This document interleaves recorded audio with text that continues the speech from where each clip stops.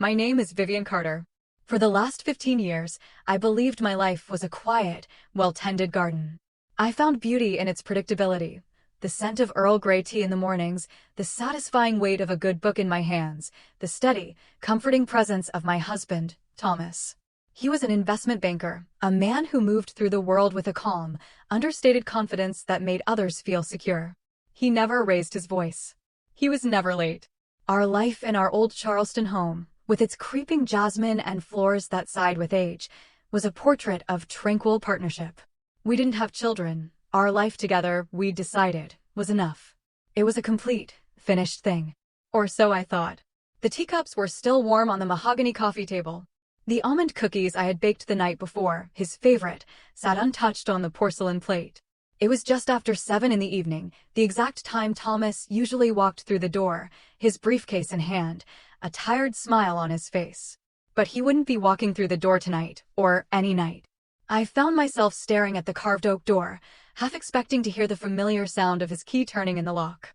But there was only silence, the kind that settles deep into your bones when you finally understand the meaning of never again. Thomas died on a Thursday. A massive myocardial infarction, the doctor had said, his face a mask of practiced kindness. He went quickly. It would have been painless.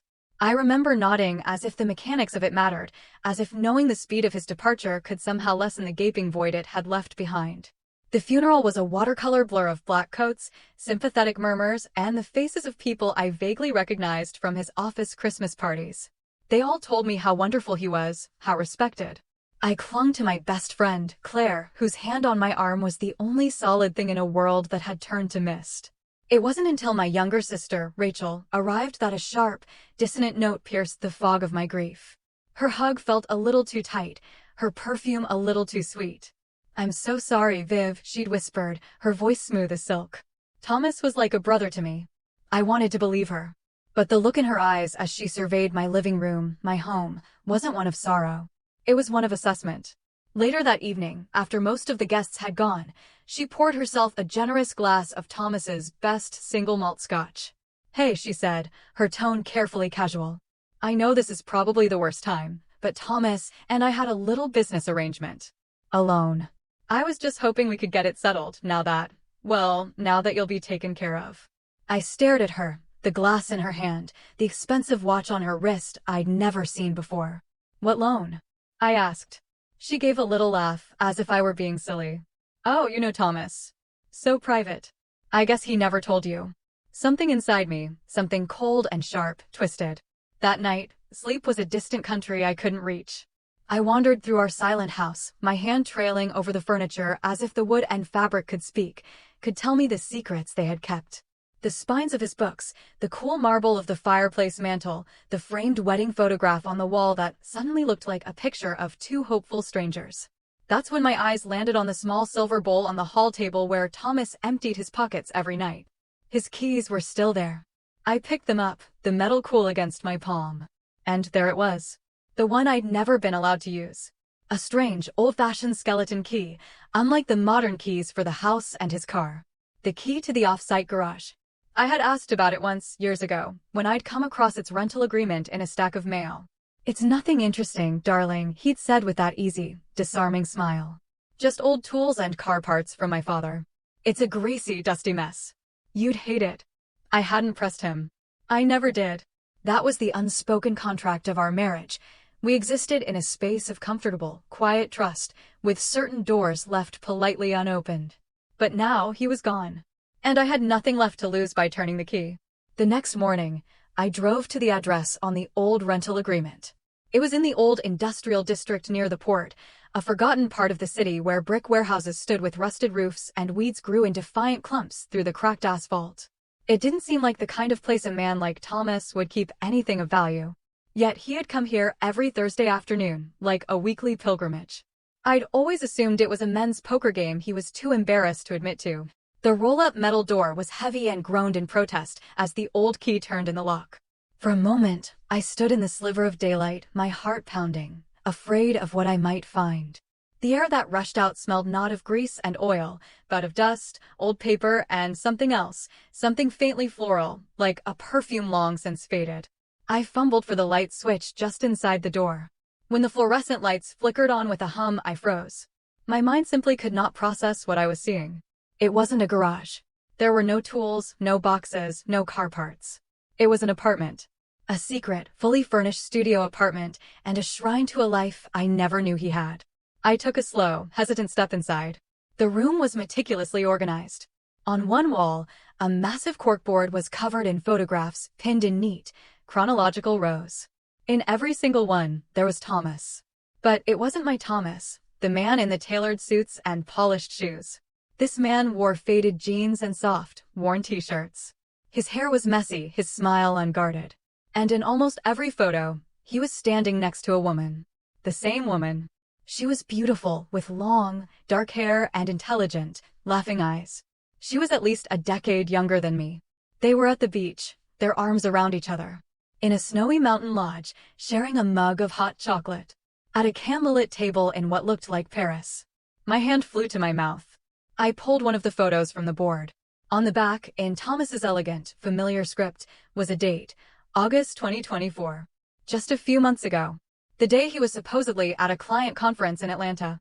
The day I had spent replanting the hydrangeas in our garden, waiting for his call. In this picture, he was sitting at a picnic table with the dark-haired woman and a young man in his early 20s. The three of them were smiling, a perfect, sun-drenched portrait of a family. On the back, another inscription, Isabel and Logan. Folly Beach. My knees gave way. I stumbled towards a metal desk in the center of the room, my hand landing on a stack of papers to steady myself. My eyes scanned the files. Bank statements from accounts I didn't recognize. Incorporation documents for a company called Mercury South Holdings. And a single, stapled document from the Crescent Heart Institute. It was a medical report, dated 2 months prior.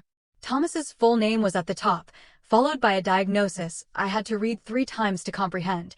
Ischemic heart disease, advanced stage 3. High risk of sudden cardiac arrest. He knew. He knew he was dying. The thought hit me with the force of a physical blow. He had known for months, and he had said nothing. Instead of turning to me, his wife of 15 years, he had spent his final days here, in this secret world, with his secret family. Logan had to be his son. I sank into the dusty desk chair. The man I had grieved, the man I had loved, was a stranger. A stranger who had looked me in the eye the night before he died, handed me a velvet box containing a sapphire necklace, kissed my cheek, and said, "For everything, Vivian. You're the only one for me." A lie. It had all been a lie. I felt a wave of nausea and staggered towards the door, desperate for air, for escape. I couldn't breathe. My chest was tight, my mind a chaotic storm. Who was I? A widow, yes. But the widow of whom? That's when I heard it. A soft footstep on the gravel outside. I whirled around, my heart slamming against my ribs. Standing in the open doorway, silhouetted against the harsh morning light, was the young man from the photograph. He had the same dark hair, the same sharp jawline, the same intense, unreadable eyes as Thomas. His voice was calm when he spoke, but it took a moment for the words to penetrate the ringing in my ears.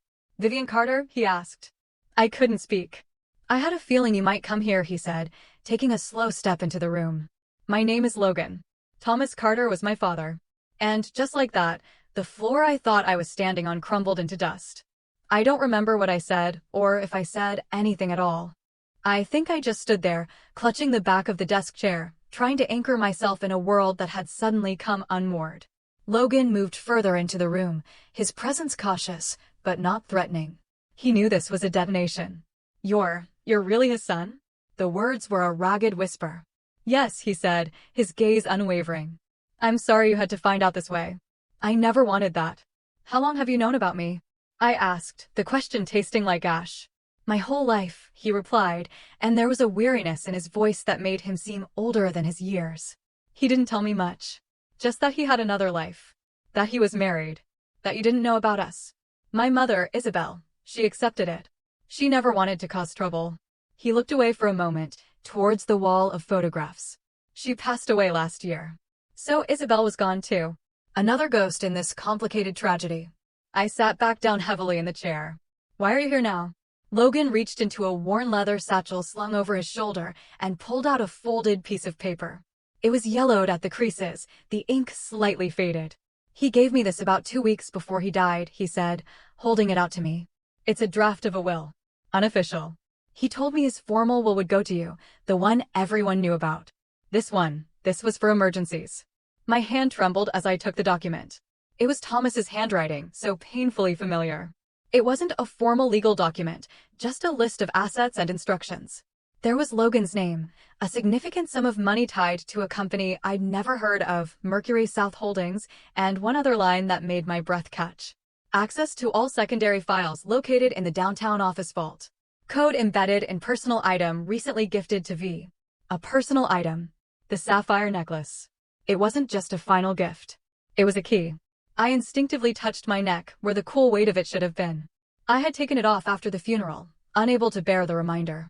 It was at home, in its velvet box, a silent, glittering secret. What is Mercury South Holdings? I asked, my eyes still scanning the page. Logan took a slow breath. As far as I can tell, it's one of his private entities. A shell company, maybe? He used it to move assets, investments that weren't on his official books. After my mom died, I started asking questions. I found statements for offshore accounts he'd set up in my name. He was moving things, hiding them. Why? My voice was barely a whisper. Because he knew he didn't have much time, Logan said quietly. And because I don't think he trusted the people he was in business with. What people? Logan's expression darkened. He never gave me names. He just said that if anything happened to him, there were partners who would come looking. For money, for records, for leverage. I leaned back, the dusty air of the garage feeling thick and suffocating. A second family, a terminal illness, a secret company, a coded necklace, and dangerous, unnamed partners. The life I had thought was a quiet garden was, in fact, a minefield. So you're saying there's more? I asked. This place, these files, this is just the beginning. Logan nodded grimly. I think he left us a map, Vivian. Not just his money, but to his secrets. And I think he did it to protect us. I stood slowly, my legs still unsteady, and looked around the room one last time. It no longer felt like a shrine to a secret love. It felt like a crime scene. A warning. I need to go home, I said, my voice finding a sliver of strength. I need to get that necklace. Can I come with you? Logan asked, his tone respectful. If you'll let me. I met his eyes, Thomas's eyes, and saw not a threat, but another person shipwrecked by the same storm. I nodded. Because whether I wanted to be or not, we were in this together now. I couldn't go straight home. I couldn't face the ghost of Thomas in every room, not yet. I needed a neutral space, a friendly shore. I called Claire. 20 minutes later, I was sitting on her familiar chintz sofa, a mug of chamomile tea steaming between my hands. The sapphire necklace lay on the coffee table, its deep blue stone seeming to absorb all the light in the room. Claire sat with me in silence, a rare and precious gift. She didn't press for details until I was ready. When I finally found the words, the story spilled out of me, the garage, the photographs, Isabel, Logan, the will, the diagnosis. She listened, her expression shifting from confusion to shock, to a deep, profound sorrow on my behalf. She didn't offer platitudes or judgments. She just reached out and took my hand. But grief was a luxury I couldn't afford right now. It had been replaced by a cold, burning anger. I needed to understand the full scope of the blast radius. I needed to confront the other person who had known, who had stood by and watched my life burn. I drove to Rachel's condominium, a sleek, modern building on the waterfront that had always seemed beyond her means. As the elevator ascended, I felt my anger solidifying into a hard, sharp point. She opened the door wearing silk pajamas, a glass of white wine in her hand, her makeup immaculate. She looked less like a grieving sister-in-law and more like a woman waiting for a date. Vivian, she said, a small, knowing smile playing on her lips. To what do I owe the pleasure? Come to give me my share of the widow's inheritance. Cut the act, Rachel, I said, pushing past her into the apartment. A silver-framed photograph on her console table caught my eye. It was her and Thomas, clinking champagne glasses on a balcony overlooking the city. A corporate retreat 5 years ago, I remembered him saying. You wouldn't enjoy it, Viv. All stuffy speeches. What is this? I demanded, pointing to the photo. Rachel sauntered over, taking a delicate sip of her wine. Oh, that? Thomas invited me. You said you were too tired to go. We always had a wonderful time together. The casualness of her words, the implication of a shared, secret world, made my blood run cold. How wonderful exactly? I asked, my voice dangerously quiet. I know about Isabel, Rachel. I know about Logan. I know about the garage. So if there's anything else I should know, I suggest you tell me now. Rachel's smirk widened. She walked to the wet bar, topped off her wine, and turned to face me, placing a hand gently on her stomach. Fine, she said, her voice dropping. You want the truth? I'm pregnant. And it's Thomas's. The world stopped. The sound of the city outside, the hum of her refrigerator, my own heartbeat, it all went silent. I'm 10 weeks along, she continued, her eyes glittering with a triumphant fire. He knew. I told him a week before he died. He promised me he'd take care of us. He was going to leave you, Viv. He was finally going to choose. I felt as though I was floating above my own body, watching a scene in a terrible play. You slept with my husband, I whispered. Don't act so scandalized, she scoffed. You had your perfect little life in your perfect little house, playing the perfect little wife. Meanwhile, I was actually living. You were his comfort, his routine. I was his passion, his escape. The slap was a pure, visceral reaction, a sound that cracked the tense silence of the room. Her head snapped to the side. The wine glass slipped from her fingers and shattered on the polished hardwood floor. She didn't cry. She slowly turned back to me, a small, dark smile on her lips, and touched her cheek. There she is, she said softly. The real Vivian. The one who finally woke up. I staggered back, my hand tingling, my body trembling with a mixture of rage and revulsion. Why? I asked, my voice breaking. Why wouldn't you tell me? Because you never would have believed me, she said. And because this was never about you. It was about me finally getting what I deserved. I shook my head, my throat tight with unshed tears. You didn't just take something from me, Rachel. You destroyed everything. She took a step closer, her expression softening into something unreadable. Say what you want about me, Viv. But this baby is your family. The only family you and Thomas ever made. And that's something you can't walk away from. I turned and walked towards the door, the crunch of broken glass under my shoes a fitting soundtrack to the ruin of my life. I didn't look back. I couldn't go back to my house that night, so I returned to Claire's, the sapphire necklace clutched in my fist. The next morning, Logan came to pick me up. Claire insisted on coming along. You are not walking into your dead husband's secret life without backup, she declared, grabbing her coat. Thomas's downtown office was in an anonymous glass and steel high-rise. He'd always called it a satellite space for private client meetings. Logan had a key card. He listed me as a silent partner on the lease, he explained as we bypassed security. The office was as impersonal as a hotel room.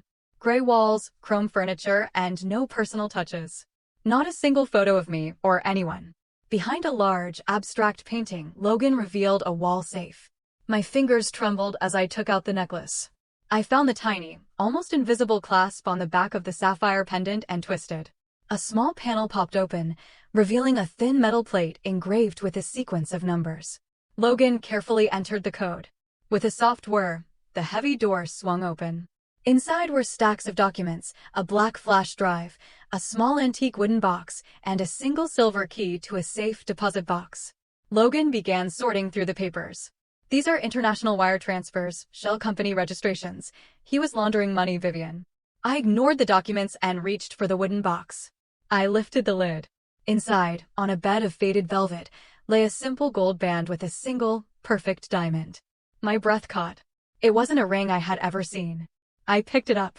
Inside the band, an inscription, N, always. N for Isabel. Not V for Vivian. Oh, honey, Claire whispered, putting her arm around my shoulders. He had bought her a ring. He was going to marry her.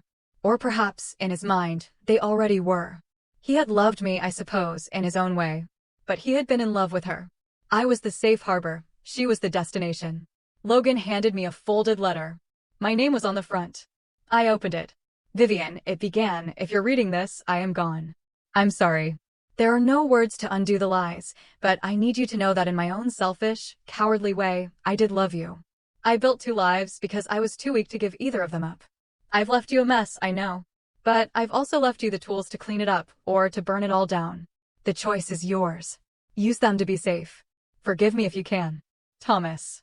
The words blurred. He was sorry. He had loved me. But his love was a cage he'd built around me to keep me separate from his real life. And now he had left me the key. The following days were a blur of strategy and quiet fear. We left the office with the flash drive and the safe deposit box key. That night, my phone rang. An unknown number. Mrs. Carter, a smooth, cold voice asked. This is Gordon Blake. I was a partner of your husband's. I believe you have some documents that are of great interest to me. I don't know what you're talking about, I said, my heart pounding. I think you do, he replied. I suggest we meet. My associates are not as patient as I am. He hung up. The next morning, Logan got a similar call from a man named Victor Crane. The threats were veiled but clear. They wanted what was in the vault. They thought I was a grieving, clueless widow they could easily intimidate. We have to go to the bank, Logan said, holding up the silver key. Whatever is in that box is the next piece of the puzzle. Before we did, we made one more trip.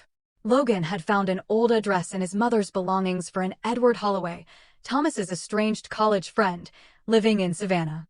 Mom always said he was the only one who told my father the truth, Logan explained. Edward was a kind-faced, elderly man living in a house that smelled of old books and pipe tobacco. He seemed to be expecting us. Thomas said if it all came apart, you two would find your way here together, he said, handing me a sealed envelope. Inside was a second will, properly drafted and notarized. It was a mirror of the one I had, with one staggering addition, a trust established for the unborn child of Rachel Carter, granting them a quarter of Thomas's offshore holdings upon their 21st birthday. And then I saw the clause, under no circumstances was Rachel to be named the trustee. He didn't trust her, I whispered. He was afraid of her, Edward corrected gently. Armed with this new, chilling piece of knowledge, we went to the bank. In the cold, sterile viewing room of the vault, we opened the safe deposit box. Inside, there was no cash, no jewels. Just a single manila folder and a photograph. The photo showed Thomas, Gordon Blake, and Victor Crane, laughing together on a boat. And the folder, labeled Insurance, contained meticulously documented proof of their shared crimes, money laundering, fraud, bribery. Thomas hadn't just been a part of their world, he had been its architect. And he had kept proof of every brick he laid. We didn't go home. We went to a lawyer, an old bulldog of a man named Marcus Doyle who had handled my father's estate. I laid out the facts, withholding only the most personal betrayals. He listened, his face impassive. What do you want, Mrs. Carter? He asked. Justice? No, I said. I want peace. We spent the afternoon making copies. We created a digital archive, stored on multiple encrypted drives. One went to Marcus, one I kept, and one Claire buried deep in her garden, inside a waterproof container. It was paranoia born of profound betrayal. That evening, I called Gordon Blake. I have everything, Gordon, I said, my voice as cold as his had been. Every wire transfer, every shell corporation, every signature.